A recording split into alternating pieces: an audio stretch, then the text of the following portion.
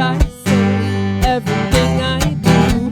There's a river of love and it flows right through every word I say, everything I do. Let it flow, I know. There's a river, let it flow, I know. You can do this with us. There's a river of love and it flows right through every word I say and everything I do. Ready? There's a river of love and it flows right through every word I say, everything I do. There's a river of love and it flows right through every word I say, everything I do. Let it flow, I know. There's a river, let it flow, I know.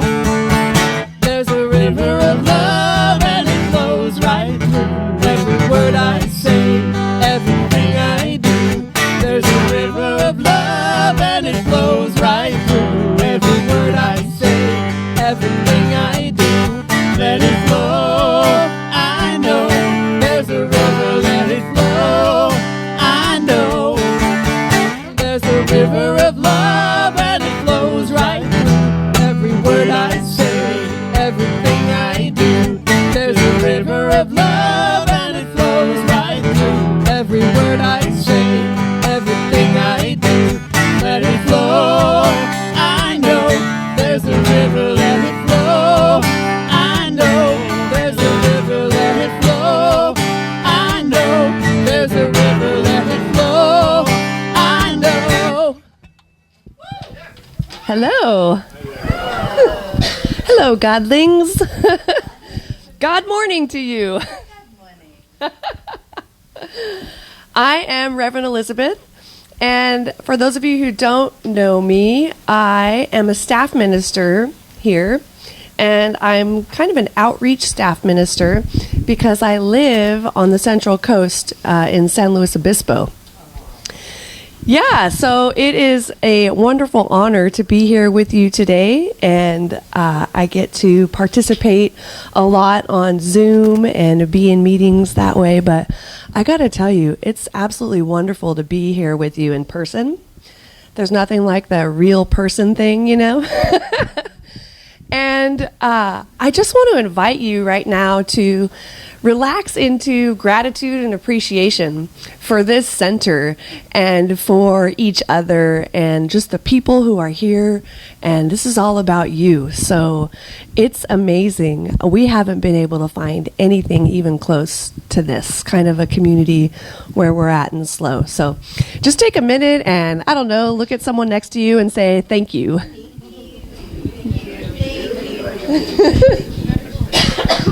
Yeah. Thank you. It's the best. It is. And so my talk title today is To Be Human is to Embody Paradox. Yes. And so we are a mashup of divine perfection and human flaws.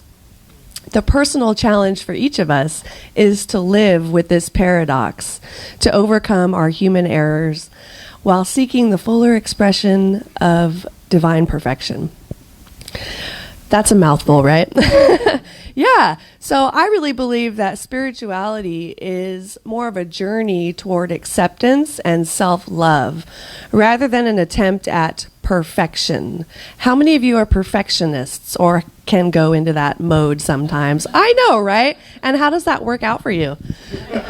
It's a challenge, yeah? Yeah, not too well for those around you, for sure. Right. And so I believe that we're really on this journey of self-love and acceptance, and that's the key to growth. And without it, you cannot move forward. And so I want to tell you about, I have a story about someone named Jane. Now, Jane is a woman who is a laundress, and she works for a merchant in India. You're going to India. Maybe you'll meet Jane. But Jane works for this merchant in India, and the merchant is on a hilltop. And so Jane has to go down the hill every day to the stream to pick up water and bring it back up to the top of the hill and do the laundry. And now, when Jane was a little girl, she created these pots to carry the water in, and she just loves, being handy and crafty like that. And so she created 2 beautiful pots, one red and one blue, and she painted white flowers on these pots. And she just loves flowers. Flowers are just her thing. She thinks they're so beautiful and amazing. Do y'all love flowers? I do too. Yeah. And so she had these handmade pots, and she found that she could take a pole and tie these pots, one on each end, and then kind of carry the pole on her shoulders. And it was a lot easier for her to go down the hill, fill up the water pots, and then bring them back up the hillside filled with water to do her laundry. And so she did this every day for several years. And then suddenly she noticed that on the blue pot there was a slender crack developing. And she looked at this pot lovingly and she said, "Oh, my dear pot, are you still going to be able to carry the water for me?" And she was not sure if that was going to be the case, And she decided, well, it's going to be okay. It's going to be all right. And so she kept going with the pots and off. She was a very happy woman, She just loved her work. And so up and down the hill she went, filling her pot with water, both pots with water.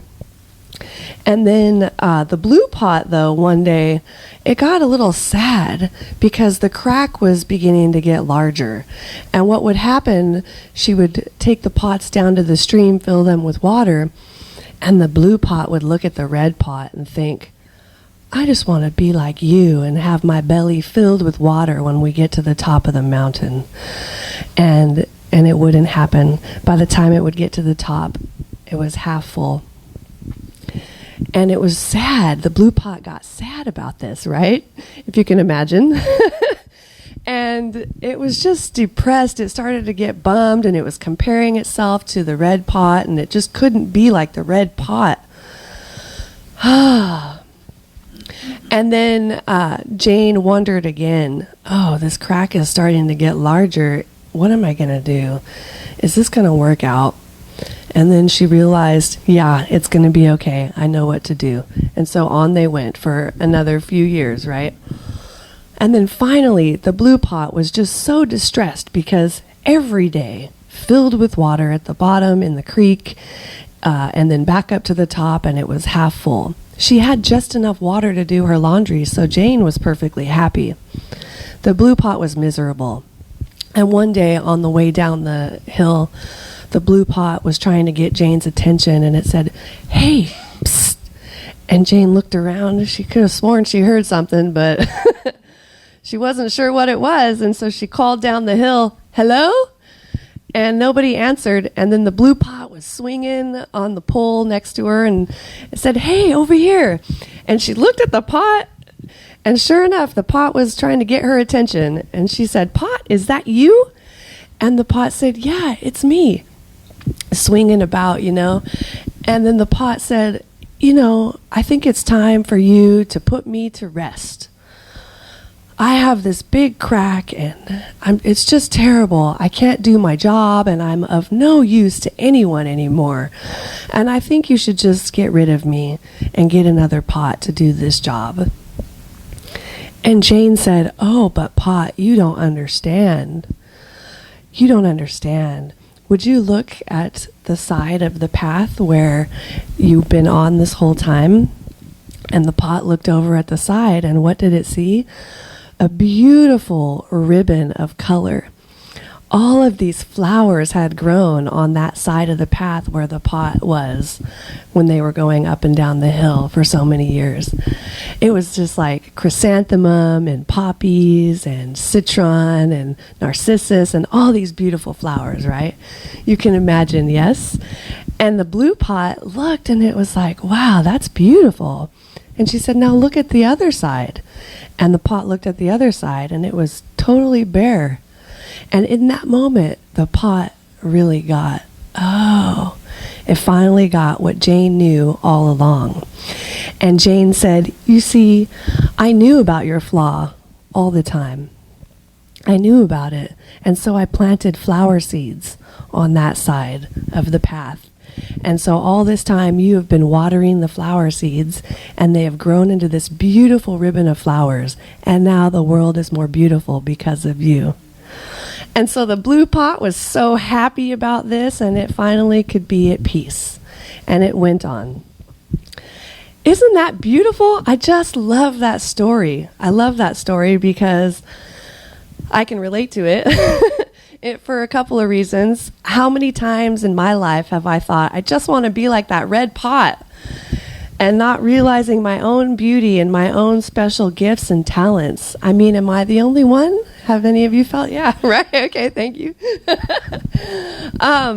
And it's just so reassuring, and it's a great reminder to me to remember and embrace my own whatever the cracks are. So I invite you to consider for yourself in this moment, is there some crack or some perceived flaw that you have that you haven't fully embraced in this moment?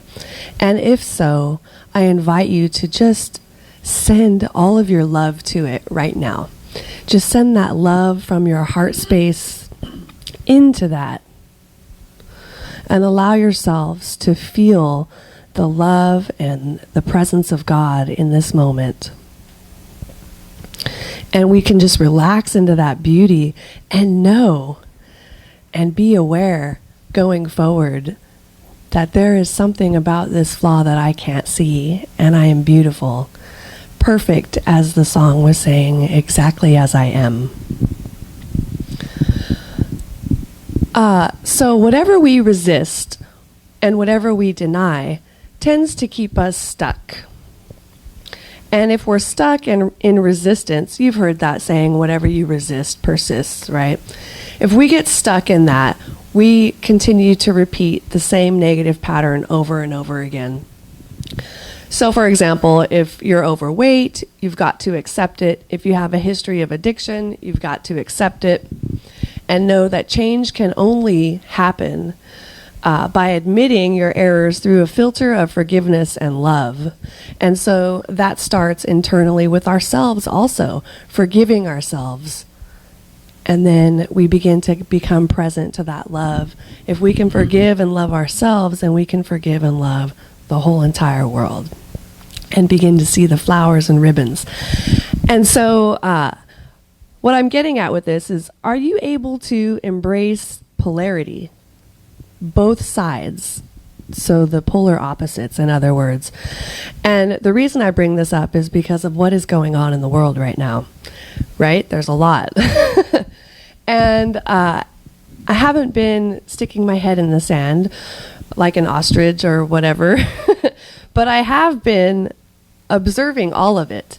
And for me, I've been feeling the idea of, how can I embrace all of it? How can I love all of it?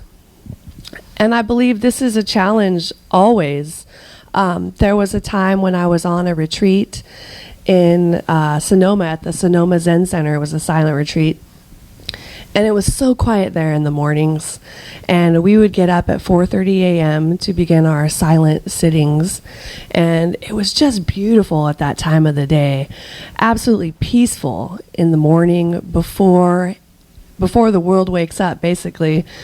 And just to see the air beginning to light up, and that amazing experience of just being awake before the entire world was pretty awesome.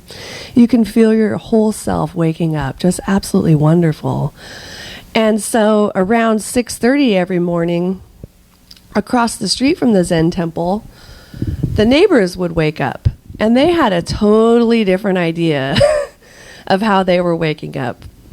So every day at 6:30, they would play it's like heavy metal music of some sort at full volume, and there's us across the street in silence. And this loud, I don't know if it was Led Zeppelin or Quiet Riot, but whatever it was disturbing. It was disturbing for me. And I learned something that day. I learned that day how easy it is to be conscious of the birds and the pleasantness and the beautiful manifestations of the divine to my own true self. And then I hear this blaring music that is just loud and And if any of you are heavy metal fans, that's great, whatever. But I want you to stay with me and know that whatever, nails on a chalkboard or whatever isn't something that is alarming for you. The faces went, ooh. Whatever that is, it's like that, that. And then there it is, right? There's what? Well, there's the invitation. There's the invitation for me to go, what is that? What is that? And what is my relationship to that? What is it? And what I found is that it was just another sound, and that it's perfectly okay. And it was a beautiful moment for me because it widened my sense of the spiritual. It just was what is. There it was, God pretending to be a rock star, God showing up as a rock star. And in that moment, I had the big awareness that God isn't just all the pleasant, good little moments, quiet and serene. And so that takes the idea of spirituality and sort of rips it down the middle for us, doesn't it? Because it's like, okay, you want to see God? Here's all of God. All of it. Even as this rock music or whatever that music was. All of it. So the question is, can you embrace it?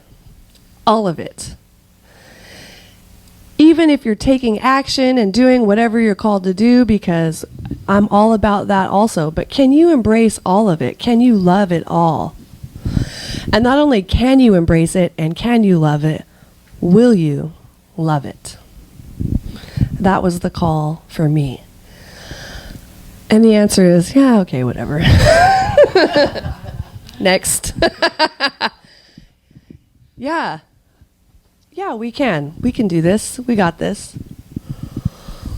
And so to be human is to embody paradox. And so here we are. You've heard we are spiritual beings having a human experience, right? We've all heard that, yeah? Some people are so over that statement, but it is so true. And what that really means, for me, I like to think of like a quarter. If you have a quarter, on the quarter, there's heads and there's tails. That's the way it is. You flip the quarter, it lands on heads, it lands on tails. But whether it lands on heads or tails, it's always the quarter.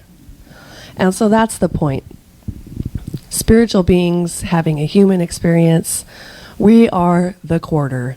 We land on heads, we're in our God self, we're in our highest and best, and we're cruising along, manifesting everything in our lives that we ever dreamed of. Life is great.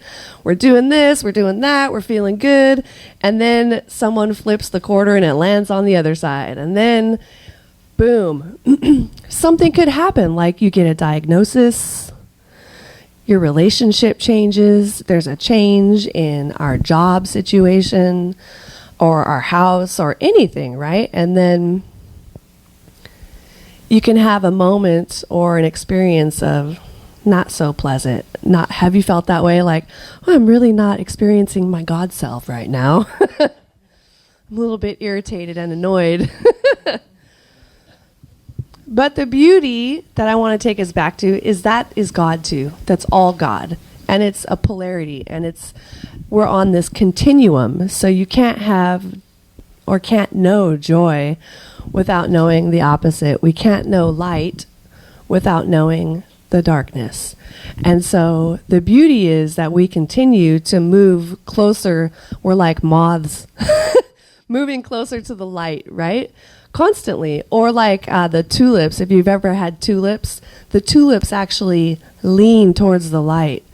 And so if you have your tulips at home and you're away for a couple of days, you can cut, and they actually bend either way, whichever way is toward the light. And so that is our invitation, I believe, to continue to lean into that light.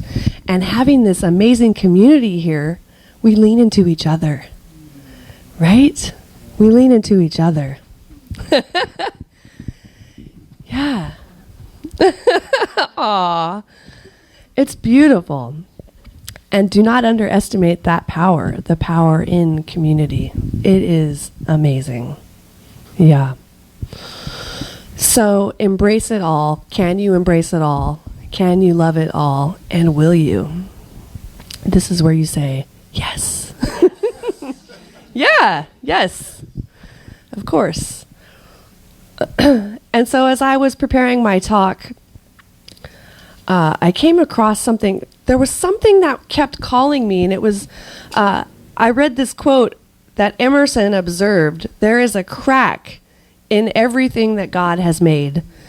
There's a crack in everything that God has made. And perhaps it is through the crack where God enters. And I'm not going to talk too much about that because that's more of the topic for next week, I believe.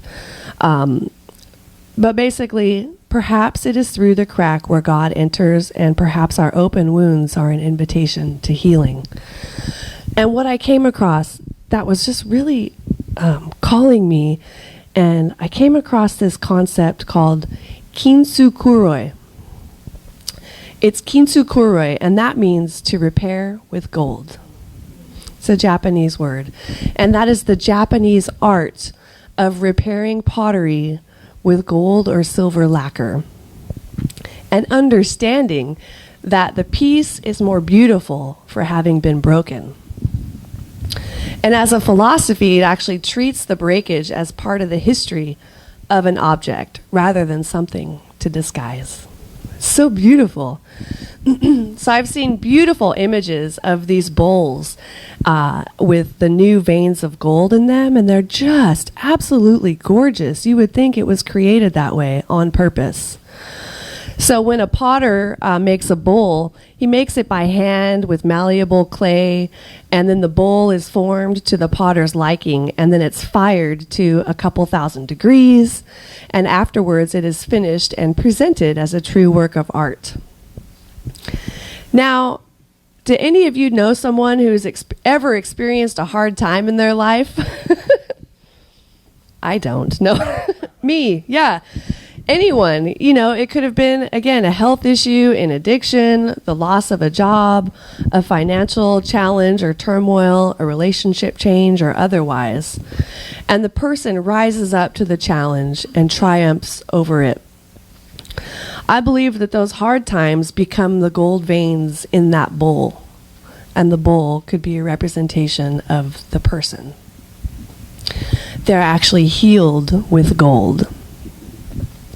And so again, observing all of the activity in our world and over the course of the last couple of months, and becoming keenly aware of the polarity that exists. I mean, if you try to watch the news, it's almost impossible to keep up. One side says one thing and the other side says the other thing, and then opposite, and then you find out that it didn't even exist. Huh? It's like, what?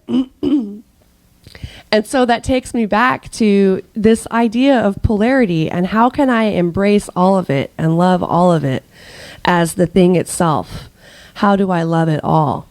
And so I had imagined in my mind this concept of kintsukuroi, and how the United States was kind of like the perfect bowl that was crafted and formed to the liking by most Americans, or a lot of Americans, with a certain president, and then along came a new leader, and the new leader just sort of tossed the bull on the ground, or dropped it, or whatever you want to say.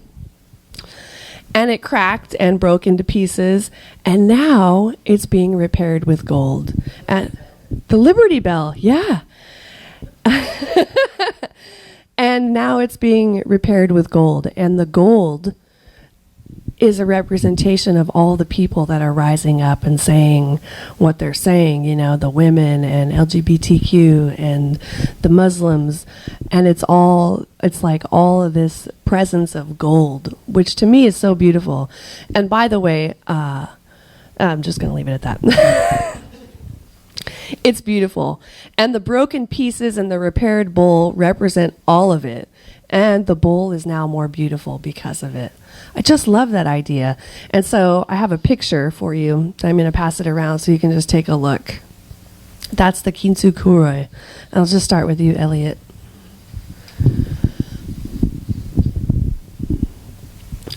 And so you are in, I also wanted to say, I heard Reverend Dr. Kathy Ann Lewis, she had some snippet on Facebook or something, a short video, and she said something that really spoke to me that I wanted to share with you, and that was to be a sanctuary. So how beautiful it is that we have this sanctuary here. But can I be a sanctuary in my own beingness? Not only for other people, but for myself. How do I be a sanctuary for myself? And I believe that is through self-love and acceptance. Is where I can find that gold. The healing gold of God. And be a sanctuary for others. Be a sanctuary for yourself. Whatever that means to you. That means, can I be a place where somebody can come and have a meltdown? Or come and tell me what's troubling them about the world today? Yeah, I can. And just hear it and accept anyone exactly as they are. That is our invitation. So you are an eternal being now on the pathway of endless unfoldment. Never less, but always more of yourself. That is an Ernest Holmes quote from This Thing Called You. You are an eternal being now on the pathway of endless unfoldment. Never less, but always more of yourself.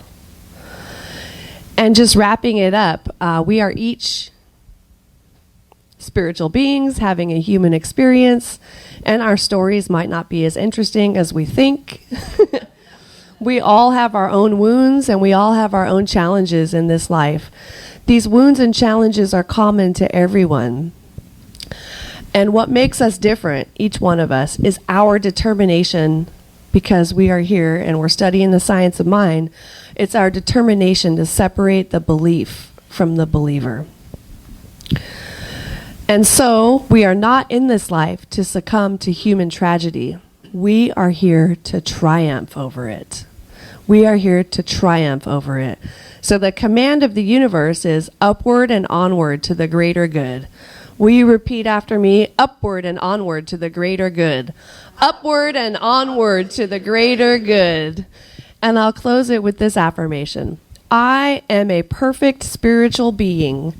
I am a perfect spiritual being. Living through an imperfect human experience. Living through an imperfect human experience. I am guided into wholeness by the divine. I am guided into wholeness by the divine. Let's pray.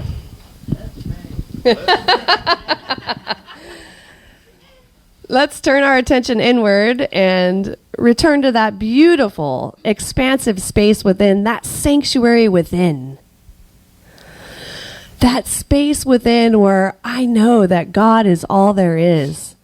Where I absolutely know and understand that the presence of God is in me, and it is in the person next to me, and it is in the chair that I sit upon, or this microphone that I speak into. It's all God, all of it. It is in the loud, annoying music, just as it is in the beautiful music. It is in the beautiful work of Mozart, just as it is in the screaming and crying baby. And we say yes to all of it. And we can embrace all of it and love it all.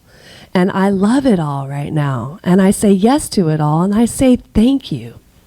Thank you, God. Thank you, life. Thank you for this sanctuary. Thank you for having me be the place where God shows up. And as I know and claim for each one of us that as we go forth from here, we are guided, sustained, and directed by God, the divine presence within us. Each of us. And our lives continue to unfold into our greatest good. And so I'm so very grateful to know that this is so, to know that it is true. And I simply allow it to be as I say, thank you, God, thank you, life, and release it out into that loving action of the law, knowing it is done. And I invite you to help me anchor this by saying with me, and so it is. Yes.